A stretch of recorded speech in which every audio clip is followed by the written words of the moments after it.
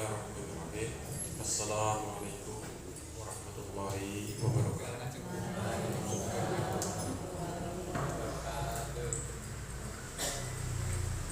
Alhamdulillahirabbil alamin wa bihi nasta'inu ala umuri dunya waddin. Wassalatu wassalamu ala asyrafil anbiya'i wal mursalin nabiyyina Muhammadin wa alihi wa sahbihi ajma'in. Asyhadu an la ilaha illallah wa asyhadu anna Muhammadar Rasulullah. Usini wa iyyakum bittaqwallah ya ayyuhalladzina amanu taqullaha haqqa tuqatih wa la tamutunna illa wa antum muslimun.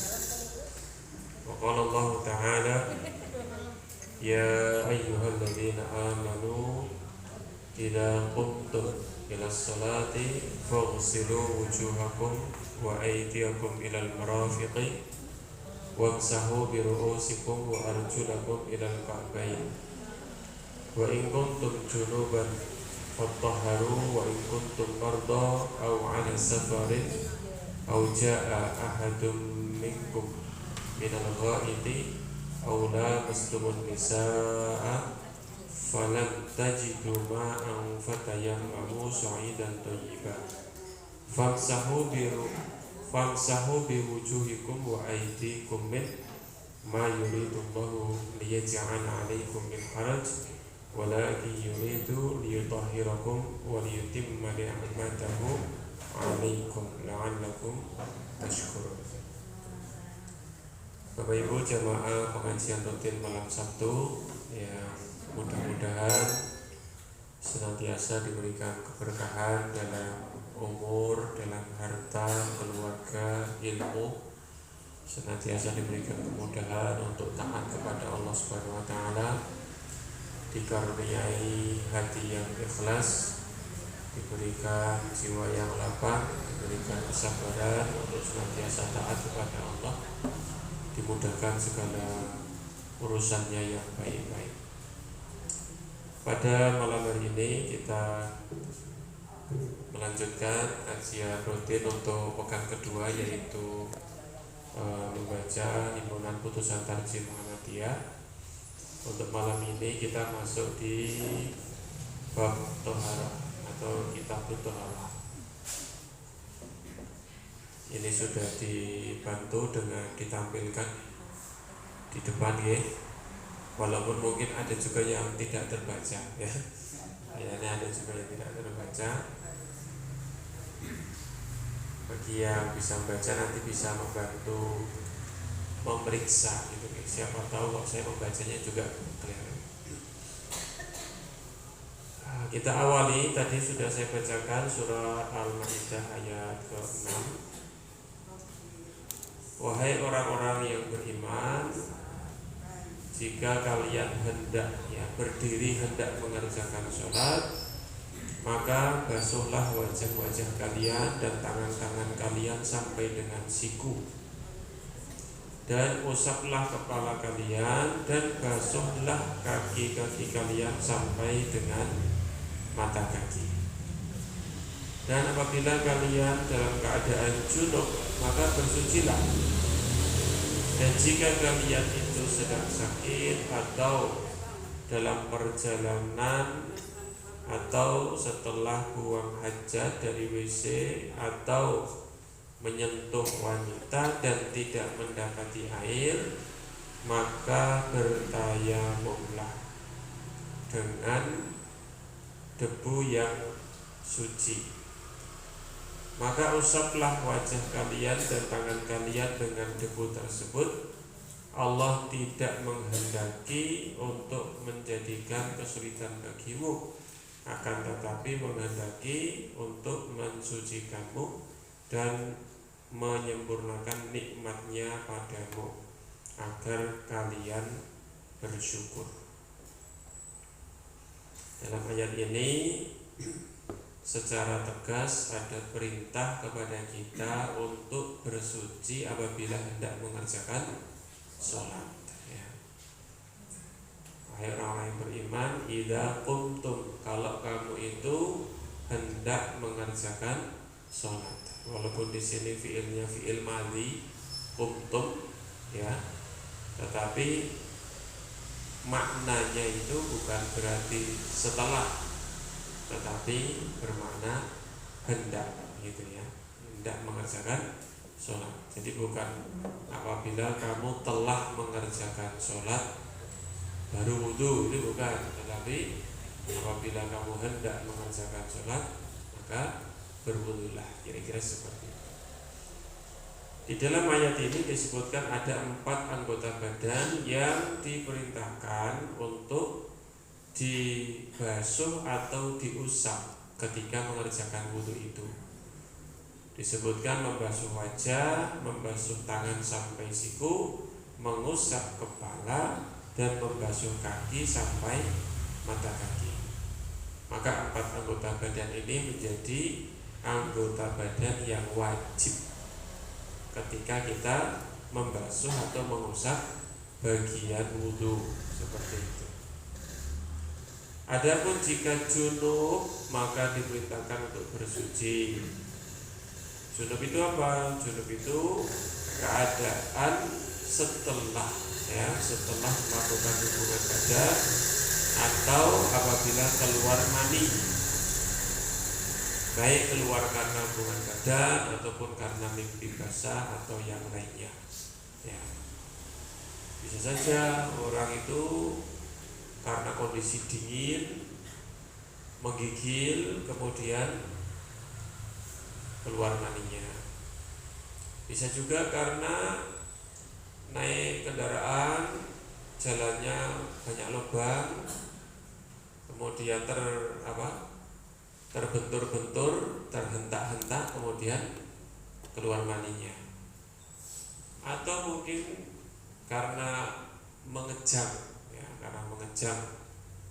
ya, orang dalam kondisi tertentu bisa saja ngampet karena pengen buang hajat, tapi malah yang keluar maninya. Itu bisa. Kondisi fisik setiap orang macam-macam, gitu ya, macam-macam. Mungkin beberapa di antara bapak-bapak pernah mengalami keluar mani tanpa ada sebab yang wajar atau dalam kondisi tidak diduga, gitu ya. Bukan mimpi basah, bukan melakukan hubungan, mungkin karena apa, gitu ya, di tempat dingin atau tadi yang saya sebutkan contohnya. Di antaranya bisa terjadi seperti itu. Kemudian atau ya, sedangkan kalau sedang sakit atau perjalanan, ya, atau setelah buang hajat dan tidak mendapati, atau menggauli wanita dan tidak mendapati air, maka diberitakan untuk tayamum dengan debu yang suci, yaitu tanah yang suci, dengan cara mengusap wajah dan mengusap kedua tangan. Allah mengendaki kemudahan, tidak mengendaki kesulitan. Kira-kira seperti itu. Berikutnya kaifiyatul wudu, cara wudu. Kita bahas satu persatu bagaimana tata cara wudu menurut tuntunan tarjih Muhammadiyah. Idza tawadda'ta faqul bismillahirrahmanirrahim mukhlishan niyyataka lillah. Kalau kamu itu hendak melakukan wudu, maka ucapkanlah bismillahirrahmanirrahim. Ya. Ada beberapa hadis yang menegaskan perintah untuk mengucapkan bismillah. Bahkan ada hadis yang redaksinya kurang lebih, ya, la wudu'a liman lam yaqra bi bismillah. Tidak ada wudu bagi orang yang tidak membaca bismillah. Ya, meskipun para ulama ahli fikih itu menyebutkan bahwa makna hadis ini bukan berarti bismillah itu sesuatu yang termasuk syarat atau rukun atau wajib, sehingga kalau tidak bismillah wudunya tidak sah. Karena ulama ahli fikih menyebutkan hukum bismillah di sini adalah sunnah. Jadi kalau lupa tidak baca bismillah, insyaallah dan alhamdulillahnya wudu tetap sah menurut para ulama. Nah, kalau wudu itu menjadi syarat atau wajib, Ya berarti kalau jenengan wudu kok lupa baca bismillah harus diulang. Padahal kayaknya nih wajah-wajah yang tidak baca bismillah kalau wudu kayak ya entah karena lupa, entah karena memang tidak terlalu peduli gitu ya. Jadi beda. Tapi karena memang ini bukan merupakan wajib dan syarat, sehingga alhamdulillah tidak mengapa. Ya mungkin juga kita itu tidak terlalu memperhatikan bismillah karena memang tidak wajib gitu ya. Karena sunnah sehingga tidak kita baca. Tetapi sebaiknya ya tetap membaca. Mukhlishan niyataka lillah, dengan mengikhlaskan niat karena Allah. Jadi sambil memulai, sambil pasang niat. Kalau di Muhammadiyah niat tidak perlu dilafalkan, ya. Jadi niat itu mahalluhu fil qalbi. Niat itu tempatnya di hati. Boleh tidak mengucapkan niat. Nah, kalau di pandangan kita di Muhammadiyah itu tidak perlu, bahkan mungkin tidak boleh, bahkan mungkin tidak boleh. Tidak perlu karena memang niat itu bukan untuk dilafalkan. Bahkan mungkin tidak boleh karena bisa jadi ketika kita meyakini talafut bin niat itu menjadi ibadah, kok malah nambah-nambah syariat, maka menjadi bid'ah. Nah, maka tidak perlu atau bahkan mungkin tidak perlu. Ini di pandangan tarjih Muhammadiyah, tidak perlu melafalkan niat. Adapun saudara-saudara yang memilih untuk melafalkan niat, ya monggo, itu juga pandangan yang muktabar, yang diakui oleh para ulama fikih, sehingga tidak ada masalah. Bahkan kok ada warga Muhammadiyah masih melafalkan niat, ya tidak apa-apa, tetap saja lafalkan niat dan tetap Muhammadiyah saja. Tidak berarti kemudian orang niatnya dilafalkan mentus ke Muhammadiyah, enggak begitu ya. Jadi Muhammadiyah ini organisasi yang inklusif ya Bapak Ibu. Kita ini terbuka sekali, pintu kita itu terbuka menerima siapapun. Tidak, walaupun kita memiliki pedoman ya putusan tarjih Muhammadiyah, bukan berarti yang berbeda dengan putusan tarjih kemudian disingkirkan gitu ya, atau dijauhi atau tidak diakui sebagai Muhammadiyah, itu tidak. Bahkan mungkin kalau saya sendiri itu menilai tidak ada istilahnya kok Muhammadiyah otentik, itu tidak ada. Muhammadiyah itu memang dari asalnya Muhammadiyah campur-campur. Sejak zaman Kiai Dahlan itu sudah beraneka ragam model pemahaman di dalam Muhammadiyah. Kemarin yang sudah saya sampaikan sejarah tarjih, munculnya majelis tarjih itu karena beraneka ragam sehingga ingin memberikan solusi bagi masyarakat awam supaya tidak bingung memilih mana pendapat yang menjadi pegangan di Muhammadiyah. Nah, memang seharusnya ya, atau mungkin ya harusnya sebaiknya kita berpegang kepada tarjih Muhammadiyah. Tapi kok enggane ternyata masih ada orang yang tetap tidak meyakini putusan tarjih dan memilih fatwa di luar tarjih, ya tidak perlu kita terlalu bermasalahkan gitu. Sehingga kalau saya itu mengisi tentang kemuhammadiyah atau keorganisasian, ya silakan. Jadi Asy'ari tetaplah Muhammadiyah, jadi Salafi tetaplah Muhammadiyah, jadi PKS ya tetap Muhammadiyah, jadi apa meneh, tetaplah di Muhammadiyah. Wong bahkan sekarang itu Kristen saja ada yang di Muhammadiyah, Krismua, yang di Sorong, yang di Papua, di Lombok, kampus Muhammadiyah, tetapi 70% mahasiswinya Kristen. Ya. Padahal setiap upacara dan acara itu Sang Surya itu Al-Islam agamaku, Muhammadiyah gerakanku, tapi gitu. Ya enggak apa-apa gitu ya, kita nyatanya terbuka kok, kita terima saja. Sehingga kalau ada teman-teman, saudara-saudara, tetangga pengen ngaji di Muhammadiyah, pengen aktif di Muhammadiyah, pengen berorganisasi di Muhammadiyah tapi isih tahlilan, selamatan, nyadran benturenan, ya tidak apa-apa gitu. Sementara waktu pemahamannya begitu, tidak ada masalah. Saya pribadi cenderung welcome, kita inklusif. Nah, tapi kalau nggak sholat, ya itu perlu dipertimbangkan. Orang sholat, kalau dia mengaku Islam gitu ya, tapi orang sholat. Tapi wong sing Kristen wis ditompo, masa ya sing ora sholat ora ditompo, itu ya gimana? Nah, memang dakwah itu ya begitu, itulah sasaran kita untuk kita dakwahi. Ya, kembali ke sini ya. Kemudian ya, itu tentang niat, jadi tempatnya di hati ya.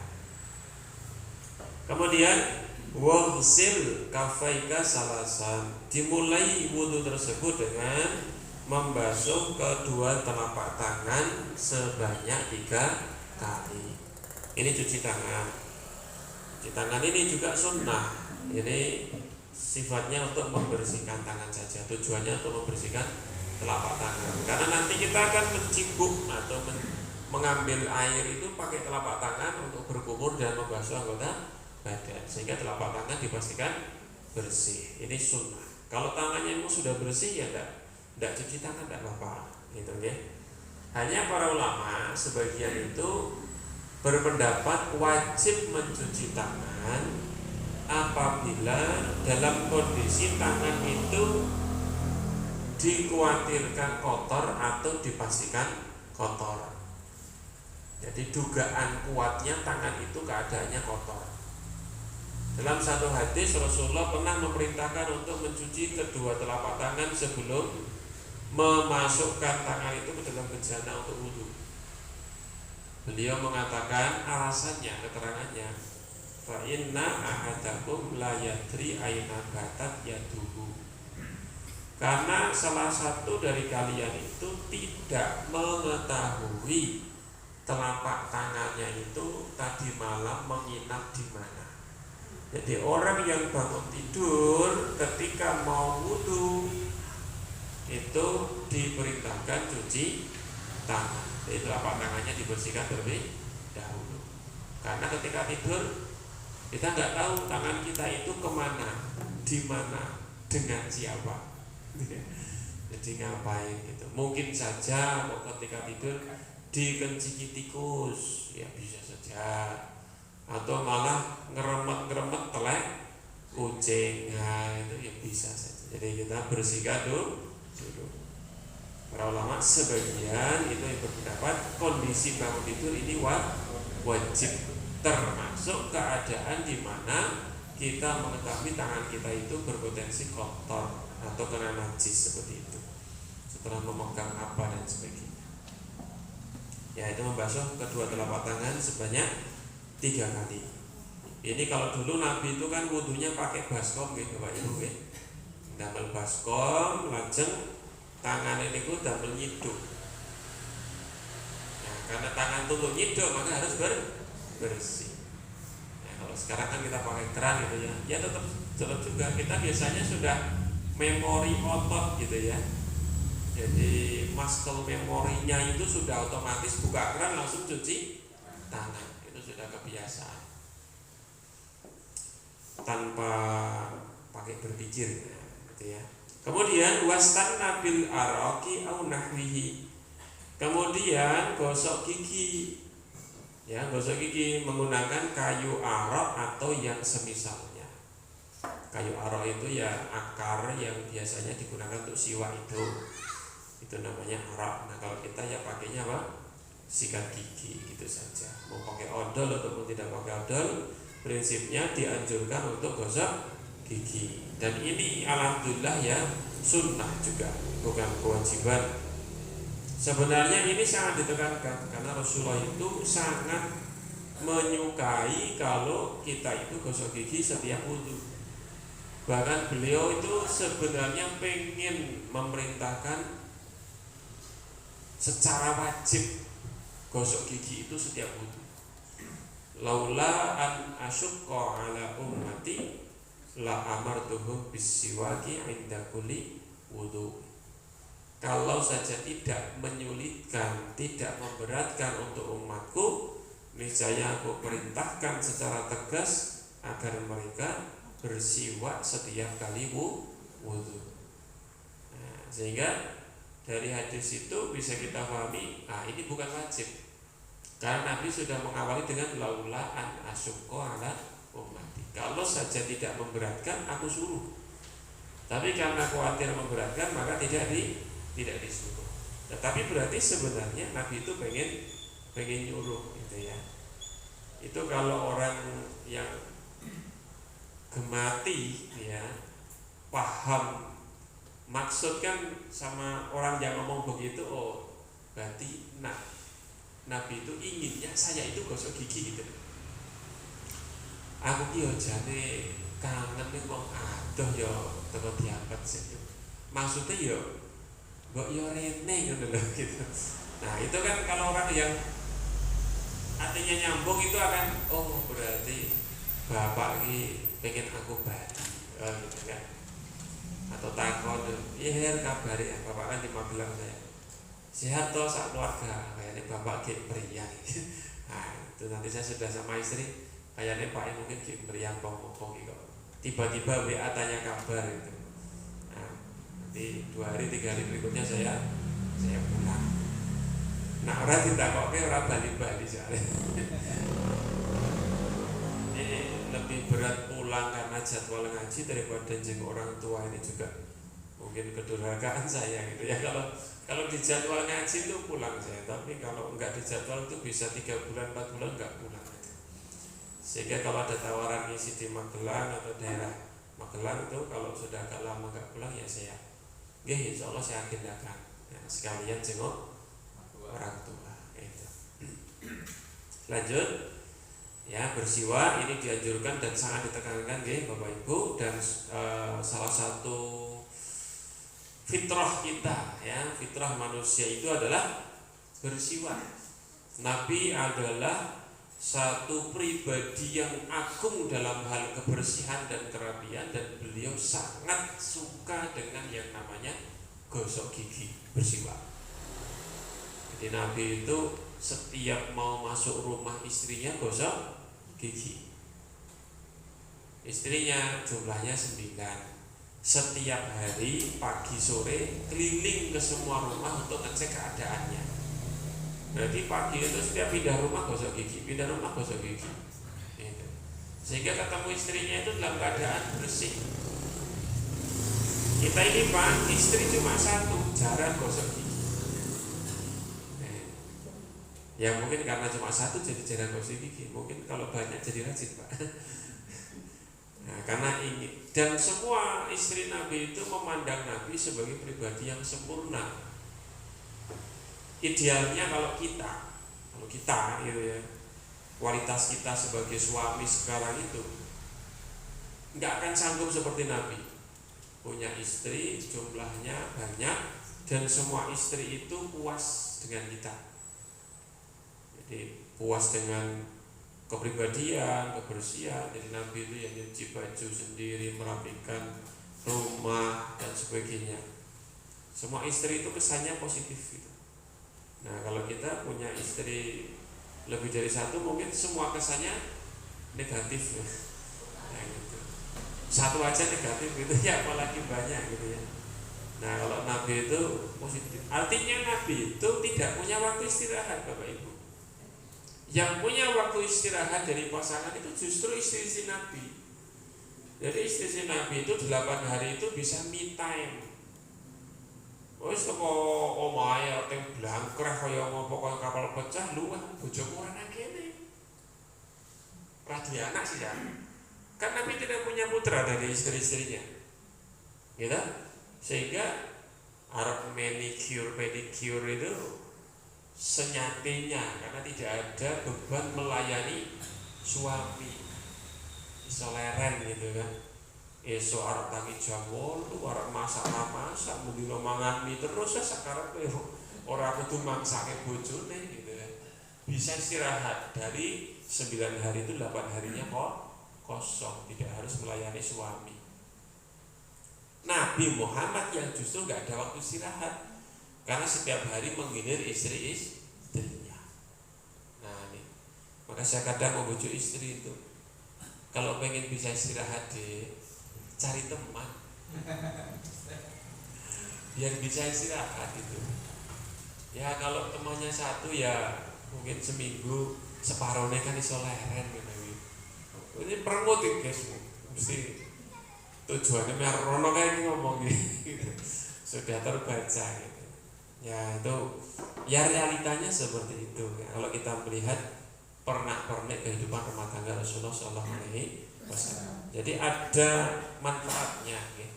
Bahkan saya mengenal seorang kaya, sudah sepuh tapi memang sehat, gagah.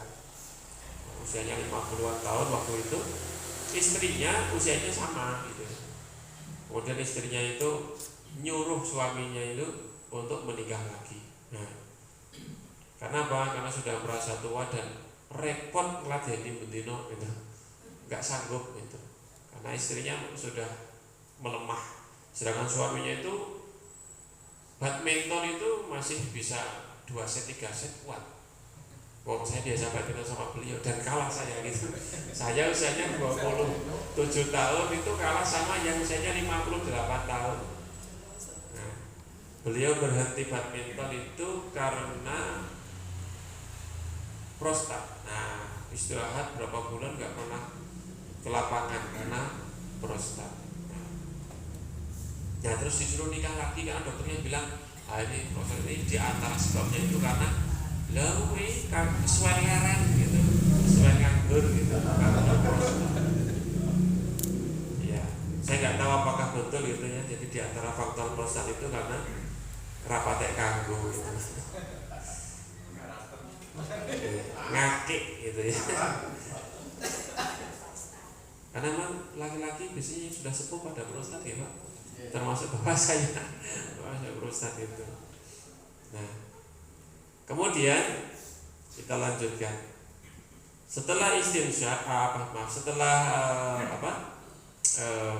siwak atau bahasa gigi, summa tamadmat wastansyik min kafin wahidin wastansir taf'alu dzalika salasan. Kemudian berkumurlah dan hiruplah air melalui hidung, istinsyak namanya, menggunakan satu telapak tangan, dan istinsar, menghembuskan air dari hidung. Engkau kerjakan seperti itu 3 kali. Jadi yang namanya berkumur, istinsak dan istinsar itu satu rangkaian, bukan dipisah. Jadi prakteknya kita ambil air dengan satu telapak tangan kanan, kemudian kita masukkan ke mulut, separuh sisanya kita hirup pakai hidung. Jadi hidung masuk mulut, separuhnya hidung. Kumur-kumur yang mulut, hidung yang istinsar dan istinsar itu. Jadi yang hidung cuma sedikit dihembuskan, yang mulut kumur-kumur kemudian dibuang. Itu pakai satu telapak tangan sekali gitu kan. Satu langsung mulut hidung, kemudian mulut hidung, itu 3 kali. Tidak perlu 2 tangan. Bahkan kalau 2 tangan insya Allah sisa itu tidak akan masuk. Jadi kalau nanti beliau prakteknya menggunakan satu telapak tangan. Bagi yang belum terbiasa, kegok ya, karena biasa mungkin pisah mulut dengan hidung, kok gabung itu kepiye, lupa itu. Yaitu memori otot itu begitu. Yang sudah biasa 2 tangan juga kegok karena biasa 2 tangan. Ya. Biasa buang juga kegok kalau nggak ada yang dibuang gitu. 2 tangan kan sisa buang gitu kan. Nah, ini 1 tangan nggak sisa gitu. Itu juga.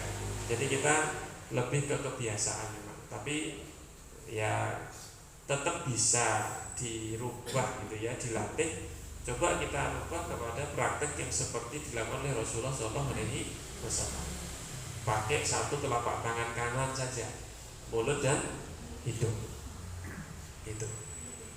Kalau dipisah bagaimana? Ya sah-sah saja, wudunya sah. Tidak ada nggak ada celah dalam artian kemudian fasad merusak, tidak, tetapi tidak atau kurang sesuai praktek yang dikerjakan oleh Rasulullah Shallallahu Alaihi Wasallam. Saya dulu merubah ini ketika sanawiyah, karena di muallim ini kan wajib selesai ini tansih gitu. Ketika dijelaskan kemudian tangan ya latihan. Setelah terbiasa ya sudah repet saja. Justru kalau pakai dua tangan jadi kaku, jadi kekok. Telapak tangan yang digunakan tangan kanan ya. Ini sudah ada keterangan di beberapa hadis yang lainnya. Jadi berkumur, istinsyaq dan istinsar menggunakan satu telapak tangan sebanyak tiga kali. Ada keterangan wa baligh fihima malam takun shaiman, dan sungguh-sungguhlah dalam istinsyaq dan tamat itu, dalam kumur-kumur dan menyedot air itu. Jadi yang kencang dan sungguh-sungguh ketika kumur-kumur dan menyedot air selama kamu tidak puasa. Jadi kalau sedang puasa berarti jangan terlalu berlebihan. Tapi kalau tidak puasa dianjurkan supaya sungguh-sungguh ya. Sampai ya diharapkan hidungnya bersih, mulutnya juga bersih. Berikutnya summa ghsil wajhaka thalathan. Kemudian basuhlah wajahmu sebanyak 3 kali. Basuh wajah sebanyak 3 kali. Caranya bagaimana? Ya, bimashil maqaini, dengan mengusap-usap sudut-sudut mata, wa itolati rusrihi, dan melebihkan basuhannya ma'adalki, disertai dengan gosok-gosok ya, digosok-gosok. Wa takhallal lihyataka, dan sela-selailah jenggotmu. Nah, jadi wajah ini areanya kalau bawah sampai dengan jenggot. Dalam pandangan Muhammadiyah, jenggot ini wajah, sampai dengan tempat tumbuhnya jenggot ini wajah. Jadi di bawah dagu ini masih termasuk wajah, sehingga kalau wudu dibasahi gitu. Maka jenggot diusap-usap, disela-selai sampai dengan atas tempat tumbuhnya rambut, sampai di depan telinga itu. Jadi area ini ya, cambang, jenggot, kemudian sampai dengan tumbuhnya rambut ini. Kening yang normal ya, kalau yang sudah botak ya tidak sampai sini ya, tetap yang normal gitu ya. Ya, kening ini termasuk wajah. Nah, ini dalam pandangan Muhammadiyah, janggut itu area wajah, tempat tumbuhnya janggut juga area wajah. Sehingga ini konsekuensi hukumnya nanti kalau perempuan di antaranya karena bawah dagu ini masih termasuk wajah, maka itu bukan aurat gitu. Kira-kira seperti itu. Ini konsekuensi hukum. Ini agak lebar dikit ya, saya beri keterangan. Bukan termasuk wajah, sehingga ya dibasuh, ya kalau nampak tidak mengapa, begitu. Ini berbeda dengan pemahaman di mazhab Syafi'i. Kalau di mazhab Syafi'i, yang namanya wajah itu apa yang dipandang dari depan kelihatan itu wajah. Maka bawah dagu di mazhab Syafi'i bukan wajah dan itu aurat. Kalau panjenengan ibu-ibu sholat kok dagunya kelihatan, tidak sah sholatnya di mazhab Syafi'i, karena itu merupakan aurat. Maka mukena simbah riyen niku biasanya enten catoke ngeten iki. Dadi kaya ninja niku, kaya nggo helm itu ada catoknya, karena supaya memastikan ini tidak tersingkap. Gitu. Nah, itu sebenarnya lebih aman, lebih bagus. Tetapi kalau di pandangan tarjih itu memang ini termasuk wajah sehingga boleh tampak. Tapi kalau wudu harus dibasahi, ya, dibasuh gitu. Itu. Nah, kalau di mazhab Syafi'i kalau wudu ini nggak perlu, ya cukup depan saja. Nah, bahkan kadang-kadang wudu ini depan gitu. Karena wajah itu yang dari depan kelihatan. Nah, itu. Ya. Di Muhammadiyah tidak. Wajah itu termasuk wajah sehingga dibasuh. Ya, ada konsekuensi hukum. Tadi saya berikan tambahan sedikit. Kemudian ya, jenggotnya disela-selai kalau jenggotnya lebat ya.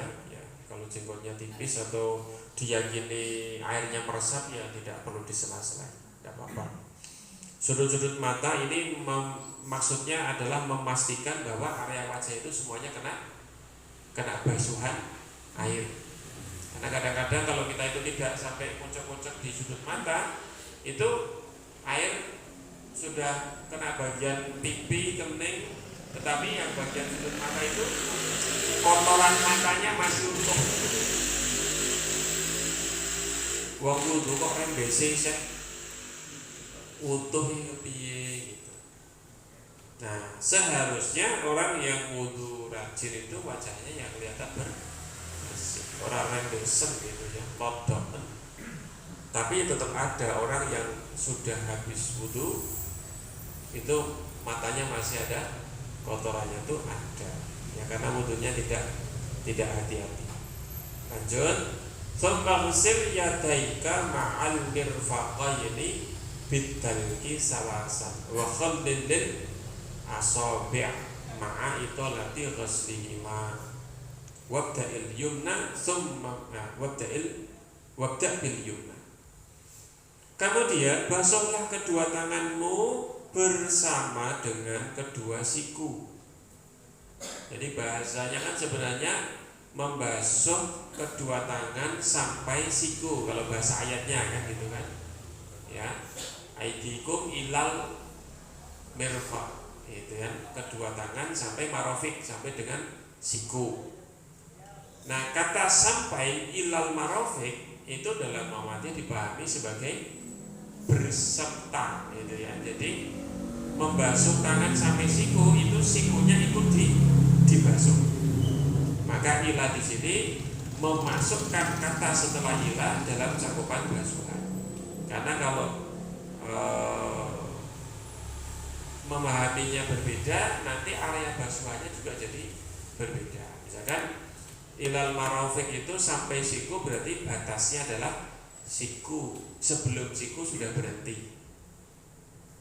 Kita mungkin akrab dengan ayat tentang puasa, wa kulu washrabu hatta yatabayyan, makan minum sampai jelas ya. Sampai di sini maksudnya bukan termasuk waktu subuh itu masih makan, tapi sampai subuh itu berarti sebelum subuh sudah berhenti. Nah, jadi kata sampai itu bisa bermakna mencakup yang disebut dengan sampai atau tidak mencakup yang disebut sampai itu. Nah, kalau di wudu yang disebut dengan setelah sampai itu tercakup dalam basuhan wudu, sehingga ilal marofiki itu maksudnya ma'al marofiki, termasuk siku juga dibasuh.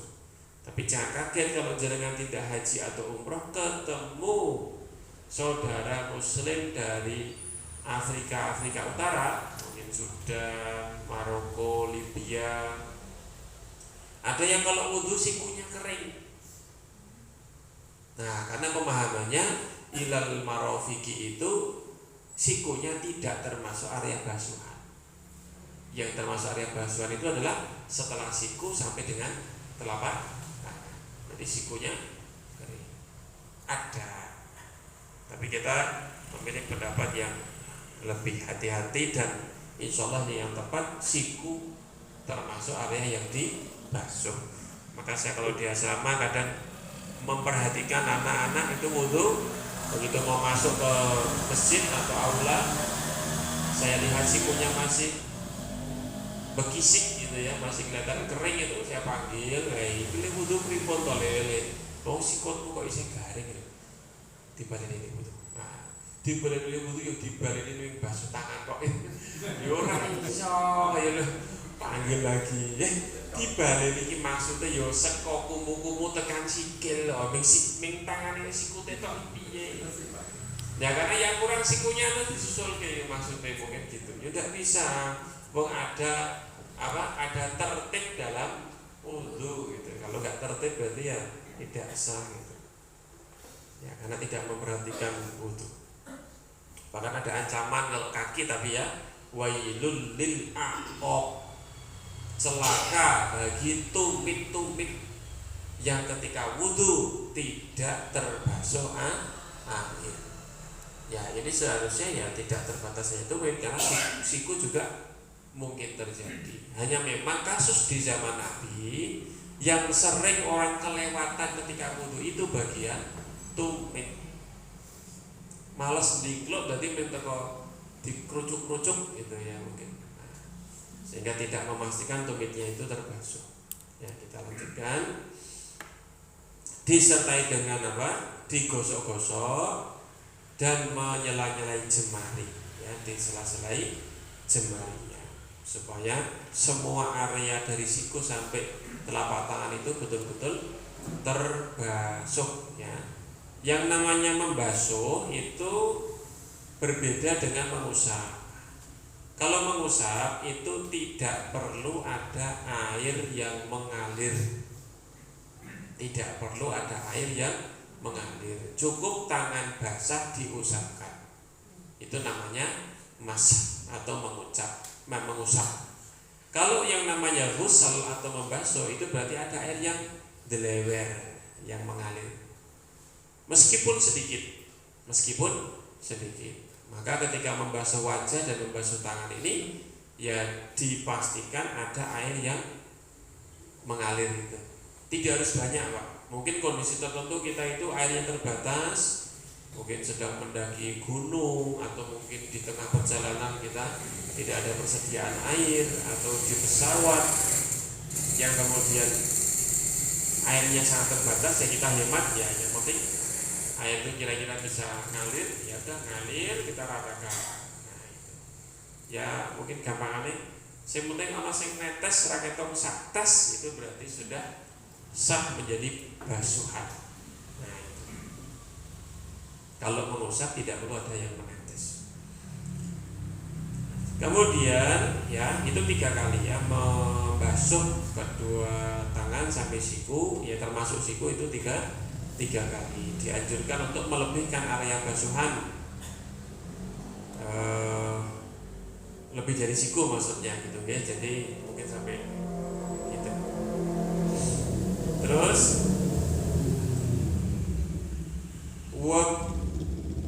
wabda bil yumna, dan dimulai dengan yang kanan. Jadi 3 kali, yang kanan 3 kali dulu, baru kemudian yang kiri. Bukan kanan kiri kanan kiri.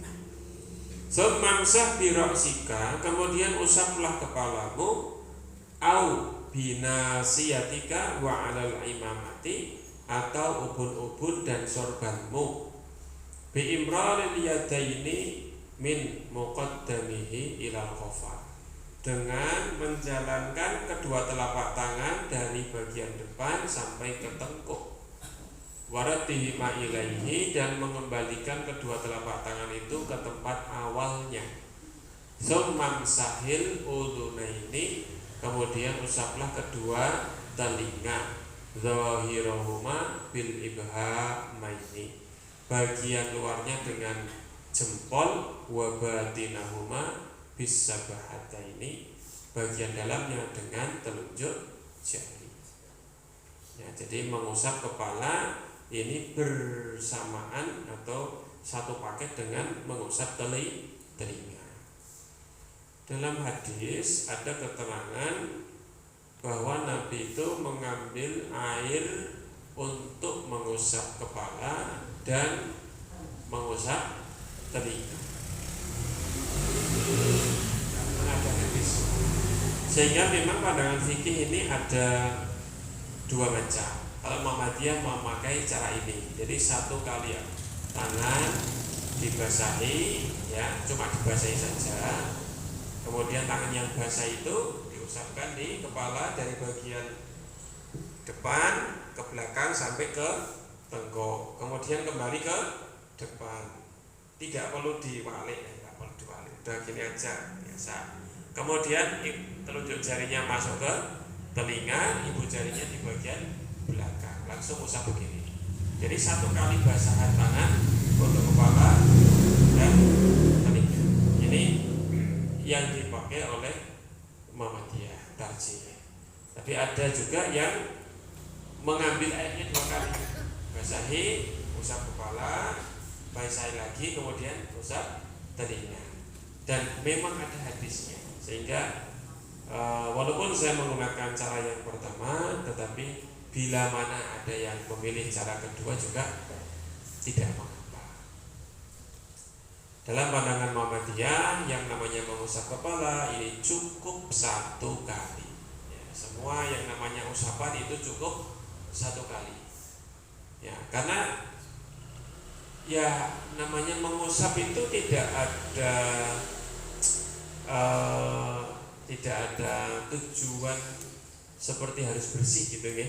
Kalau membasuh itu kan harapannya supaya bersih, sehingga ada pengulangan sampai 3 kali. Tapi kalau mengusap itu kan tidak ada harus bersih gitu kan, tidak ada. Apalagi tayamum itu mengusap sampai 3 kali, bukannya tambah bersih, malah tambah kotor gitu ya. Sehingga dalam pandangan Muhammadiyah, yang namanya mengusap itu baik dalam wudu maupun tayamum cukup 1 kali. Ya, kalau di Syafi'iyah itu tetap dianjurkan 3 kali. Kok ada saudara yang memilih mengusap kepala 3 kali, ya monggo, itu pandangan gitu ya. Kalau yang Muhammadiyah tarjih itu 1 kali saja. Kemudian setelah mengusap kepala dan telinga, tsumma ghsil rijlaika ma'al ka'baini bidalki salasan wa khallilil asabi'i ma'a itolati ghaslihima wabda bil yumna wa ta'ahad ghaslahuma. Kemudian basuhlah kedua kakimu bersama dengan kedua mata kaki dengan digosok-gosok sebanyak 3 kali dan sela-selai jemari dengan melebihkan area basuhan. Mulailah dengan yang kanan terlebih dahulu dan pastikanlah dalam membasuhnya. Jadi pastikan betul dari mata kaki sampai ujung jari itu semuanya terbasuh, bukan cuma terbasahi ya, tapi terbasuh. Maka ada istilah ma'ad dalki, selalu tangan, wajah, kaki ada ma'ad dalki, digosok-gosok. Karena tujuan menggosok itu memastikan air itu betul-betul mencapai kulit kita, basyarah kita. Basyarah itu kulit. Karena mungkin saja tertutupi oleh bedak, tertutupi oleh minyak, balsem, foundation, lotion, tertutupi oleh cat, tertutupi oleh lumpur yang mengering, sehingga kalau cuma diguyur kulitnya belum kena. Ya, gitu. Maka digosok-gosok dipastikan itu basah. Kan kalau cuma dialir itu kadang-kadang ya kulitnya masih kelihatan seperti kena efek daun talas gitu ya. Jadi nggak basah gitu. Maka digosok-gosok. Dulu ketika ngajar di SMK itu ada beberapa murid putri itu kalau disuruh sholat duha itu susah sekali. Alasannya mana Pak, engko dadak baleni lewat daan. Jadi nggak mau sholat duha dengan alasan yaitu kalau wudu nanti bedanya hilang gitu. Bahkan ada yang pura-pura wudu, jadi masuk ke tempat wudu, keluar masih utuh itu, cuci tangan, cuci kaki, tapi wajahnya masih. Dia masa wudu kok rupanya saya ketok bedaan.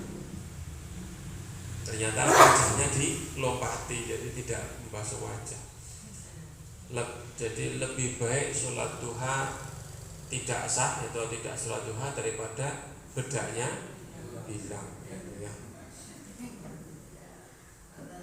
Mungkin kalau kita pikir-pikir, ya kebangetan, tapi ya dalam kondisi-kondisi tertentu kita tuh punya pemikiran seperti itu, Bapak Ibu. Yang mending sholat itu kan lah daripada beritanya yang TV ketinggalan gitu kan. Ngapunten asing ses itu kan ya mending lebih telat dibangun dari rantai kan.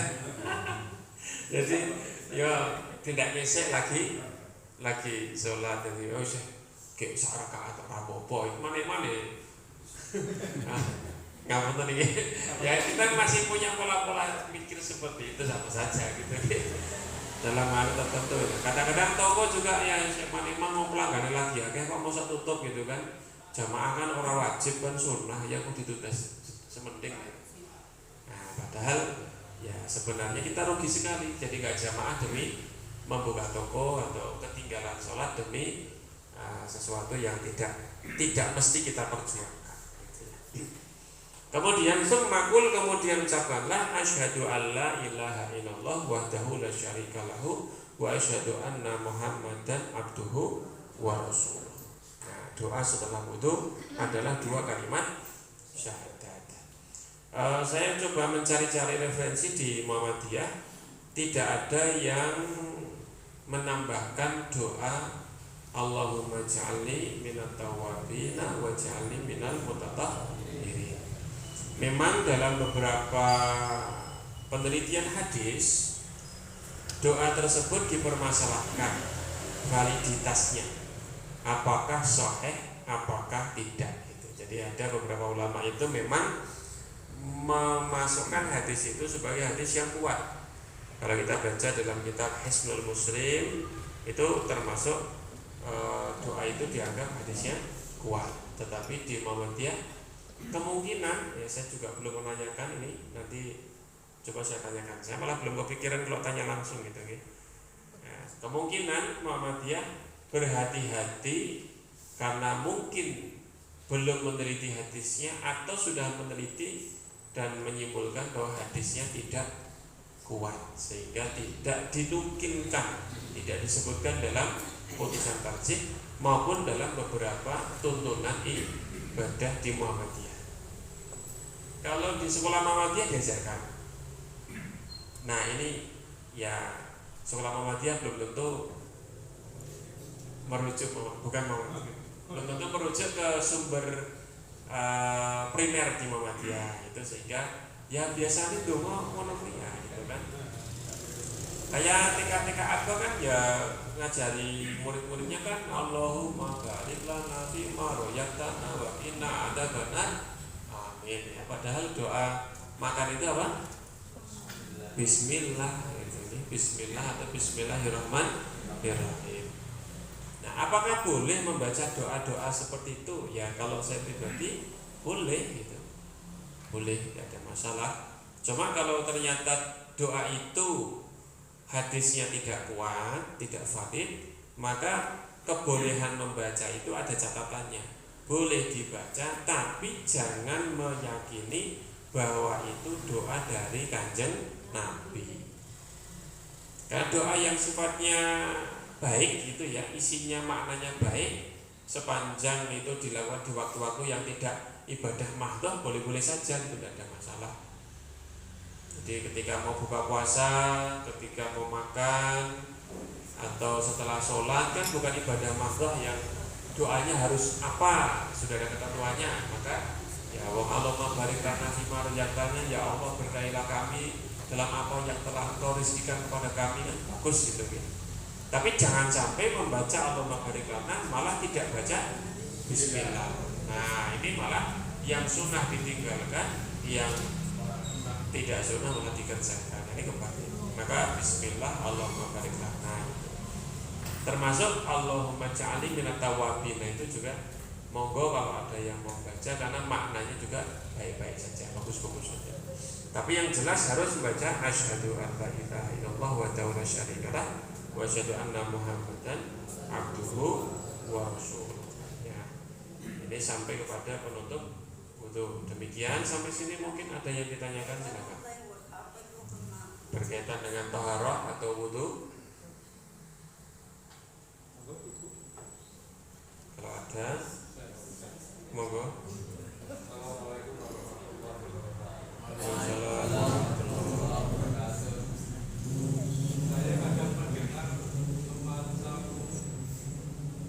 persoalan yang dihadapi wanita manakala lagi bepergian, itu lengan bajunya tidak boleh sing-singan sampai situ. Nah, sehingga nanti kalau wudu agak susah itu, sing-singan nggak bisa.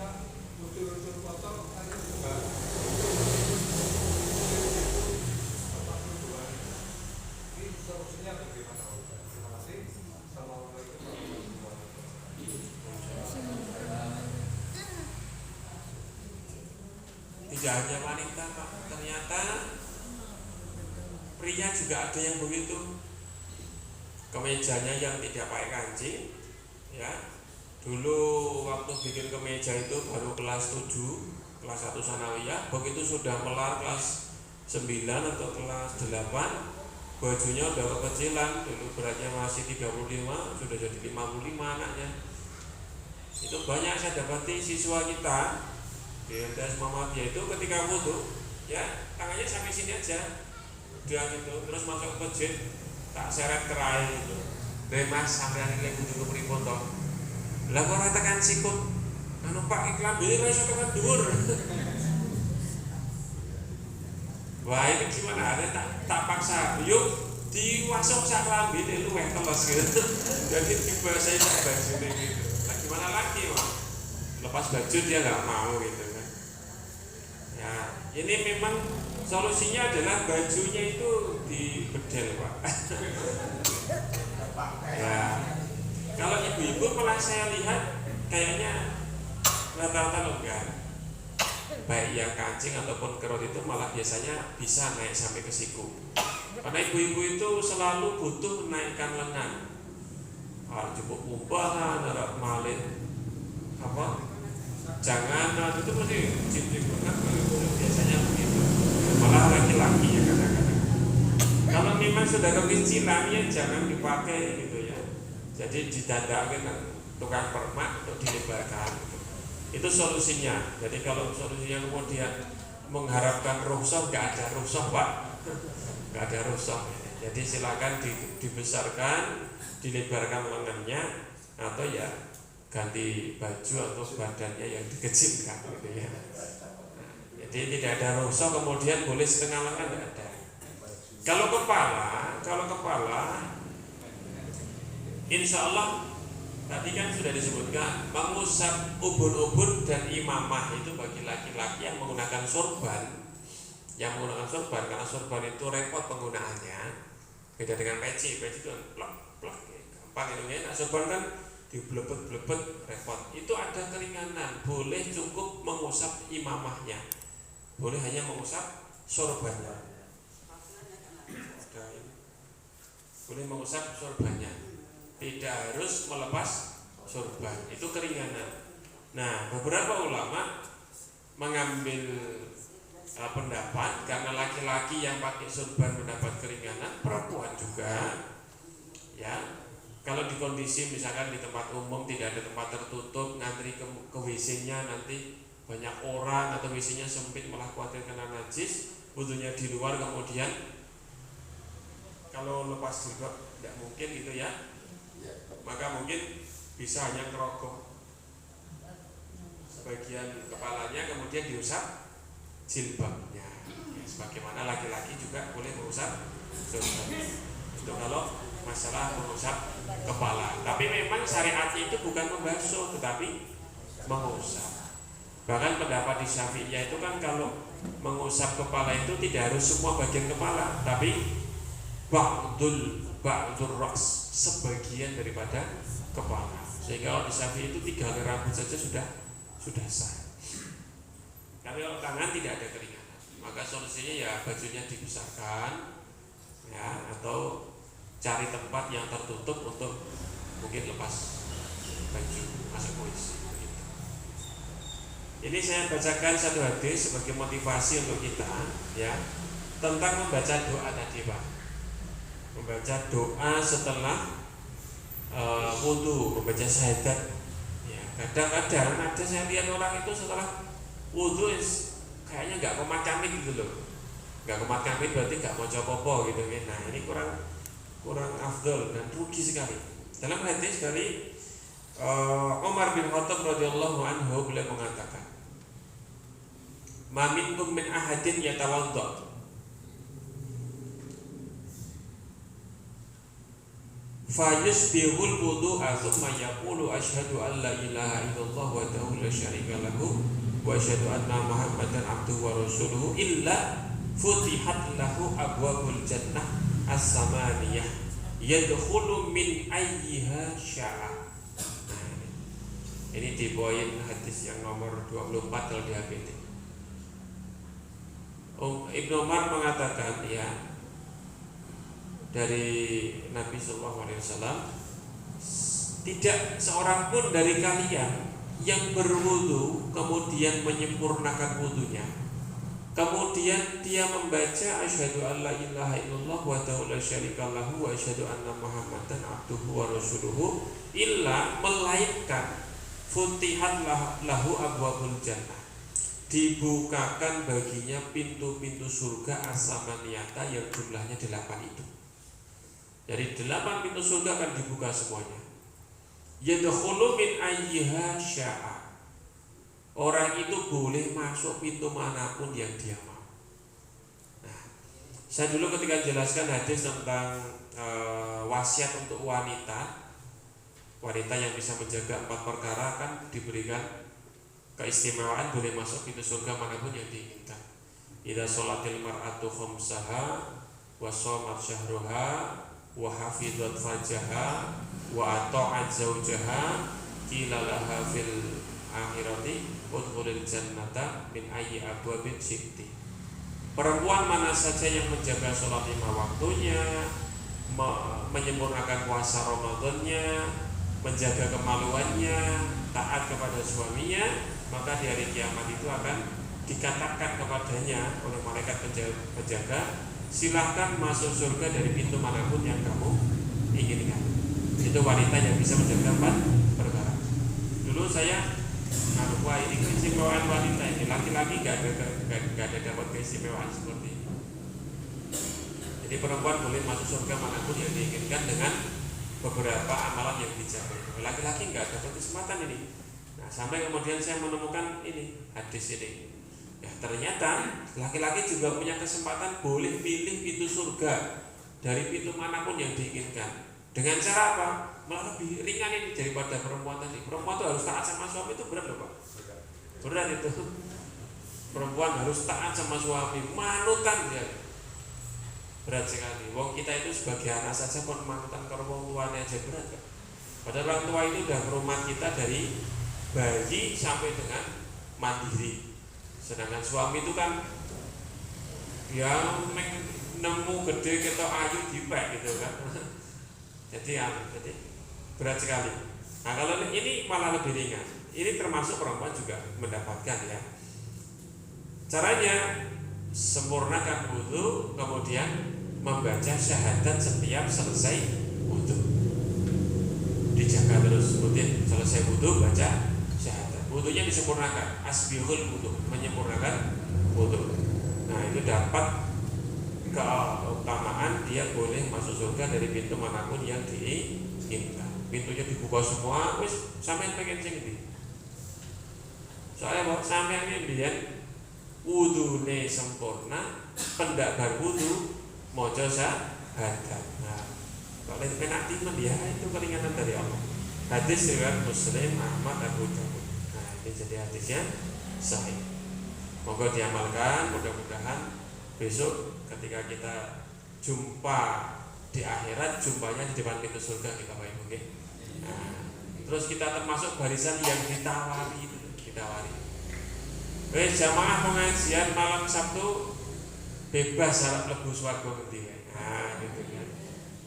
Karena apa? Menjaga wudu dan membaca syahadat selesai wudu, menyempurnakan wudu dan membaca syahadat selesai wudu. Nah, ini kan satu ya luar biasa. Dibayangkan mau Pak gitu ya. Dibayangkan kita itu besok di akhirat kok tiba-tiba dikumpulkan dalam satu golongan sing wah kepiye ngaji bareng bari jam 9:30 jam wah mudah-mudahan punya kepleset. Nah, orang gue mantel terus kebeledengan, apa kebeledengan itu istilah sini. Jadi kalau kita kehujanan nggak bawa mantel nggak bisa pulang itu istilah apa? Berteduh akhirnya nggak bisa pulang. Nah bahasa saya itu kebeledengan. Kebeledengan itu ya terjebak hujan. Apa istilah sini? Kepater ini mobil lah siapa? Pelaku. Ya kepater hutan ya. Kepater hutan. Istilahnya ada istilah baca apa itu? Apa? Kepoto. Kepepek. Nah. saya dengarnya bukan itu, jadi nggak bisa. Nah, jadi itu menjadi kenangan yang besok membuat kita semakin bahagia di depan surga itu. Ngiringi perjuangan di enak dunia gitu ya. Kalau kemudian boleh masuk surga manapun kan kok, wah bapak-bapak pengen surga, lapang sing kono, ibu sing kono. Kok cerita ya kan jero ketemu itu kan luar biasa gitu ya. Ya kita bayang-bayangkan yang indah-indah itu. Jadi kalau tadi ada pengumuman atau laporan tentang infak jariah itu, ya kalau saya mendengar pengumuman seperti itu ya bukan mudah-mudahan dengan sedekah itu kita masuk surga, bukan, tapi kayaknya kok sudah yakin orang merasa sedekah kok orang lebih surga itu. Bahkan Rasulullah itu pernah wasiat khusus kepada wanita, hai wanita, banyak-banyaklah kalian itu sedekah. Karena saya lihat banyak wanita itu masuk neraka. Artinya yang menyelamatkan orang dari neraka itu salah satu sebab besar supaya selamat dari neraka itu apa? Sedekah. Jangan sudah senang sedekah bu gede bu cilik, tapi sudah senang keluar duit untuk sedekah. Ini kan kayaknya apa sih benefit duniawinya itu apa gitu dengan nyumbang kursi anyar mau pengajian ini? Itu kan kayaknya nggak ada. Kok kita mau itu kan? Ya masuk orang lebu swarga ya kebangetan gitu kan. Sudah harus nonton sama Gus Allah, saya dengar pengumuman itu kita lebu swarga kabeh. Ya mau cepet Gus dengan gitu kan. Tapi tetap swarga nah ini. Itu akan menjadi salah satu catatan-catatan yang memberatkan kita masuk surga. Maka ketika kita beramal itu harus ada keyakinan ini amal yang akan mengantarkan saya ke surga. Jangan sampai ya sapa ngerti bisa dari sebab, jangan, tapi ya Allah saya berharap dengan sedekah saya ini saya bisa masuk surga. Yakin? Kalau nggak yakin ya wong Nabi itu kalau mengajarkan doa itu idza sa'alta fas'alil firdausil a'la. Kalau kamu minta kepada Allah, ya mintanya surga firdaus yang tertinggi. Jangan minta ya Allah masukkan saya surga manapun nggak apa-apa lah, sesuai dengan amal saya. Yang paling bawah ya nggak apa-apa, mengemperannya apa-apa. Yang penting surga ya Allah. Gusti Allah ini kan merendahkan kemurahan Gusti Allah gitu kan. Kaya-kaya Gusti Allah ini pelit gitu. Ya kita yakin saja. Jadi walaupun banyak dosa, banyak maksiat ya meminta yang terbaik kepada Allah Subhanahu wa taala. Mau saya itu ya walaupun ekonomi pas-pasan, gantengnya ya pas-pasan, tapi nak golek bojo yo sing paling ayu. Ya iya. Jadi saya cari yang paling cantik. Ora ayu ora tak lirik. Ya perkara ditolak ya resiko gitu aja gitu kan. Kok ditolak ya apa? Makanya istri saya itu sudah lamaran ke-10 gitu. Sebelumnya 9 kali ditolak. Alhamdulillah gitu ya. Jadi umur 25 saya itu sudah ditolak 9 kali. Maka saya kalau ketemu dengan bujang kok lapuk piye to Mas? Umur 35 belum menikah gitu kan. Kemudian ya sampai wis ngelamar ping piro? Belum pernah sama sekali. Ya Allah gitu. Sampai umur 35 ya masa belum pernah ngelamar, ini jadi normal pora gitu. Ya kalau belum pernah ngelamar berarti belum pernah ada ikhtiar. Lalu ngono kok menyesal atau sedih karena belum ketemu jodoh. Biar ketemu jodoh kok gelembung gitu. Maka maju dulu. Masa ditolak itu biasa. Tidak tercela ya. Tidak tercela melamar untuk menikah kok ditolak. Saya dulu ditolak ya wis ganti liyane, istikharah pun ganti liyane itu aja. Itu bapak saya ngajari begitu, bahkan temannya bapak itu sehari bisa melamar 3 kali dan ditolak semua. Wah hebat. 3 kali dan ditolak semua ya. Bayangkan dari Magelang ke Onel ngelamarnya ke Purworejo, Kebumen, Cilacap sehari maraton, dan bapak itu cerita ditolak kabeh. Ditolak kabeh. Keri-kerine entuk bojo tangga main. Ya namanya orang punya keinginan kan ya di sing disenengi diupayakan itu kan, ternyata enggak berhasil ya enggak apa. Nah kita juga surga begitu. Wong dunia saja kita upayakan seperti itu. Masa surga kita enggak upayakan ya terbaik, yang maksimal. Masuk nggak percaya diri, ya maka Bismillah dengan kita ngaji rutin ini menjadi sebab masuk surga. Bismillah sholat juga menjadi sebab masuk surga. Ya, yakin saja Bismillah. Kalau pesimis ya kita jadi lesu nanti beribadah. Ya, kalau suatu kan mesti takdir Gusti Allah, ibadah kok ngompo takdir neraka ya neraka. Ya, ini nanti aras-arasan gitu. Ya, berkaitan dengan olahraga yang mudah-mudahan manfaat bisa kita amalkan dan menjadi ilmu yang manfaat untuk bekal kita menghadap Allah Subhanahu wa Ta'ala. Mudah-mudahan Allah senantiasa mengaruniakan kesehatan untuk Bapak Ibu semuanya, diberikan keberkahan harta, usia, keluarga, diberikan kemudahan untuk senantiasa taat kepada Allah Subhanahu wa Ta'ala, dilindungi dari segala mara bahaya dan musibah, dijauhkan dari segala dosa dan maksiat. Demikian yang saya sampaikan. Aku qouli hadza, kita tutup bersama dengan doa kafaratul majlis. Subhanakallahumma wa bihamdika asyhadu an la ilaha illa anta astaghfiruka wa atubu ilaik. Wassalamualaikum warahmatullahi wabarakatuh.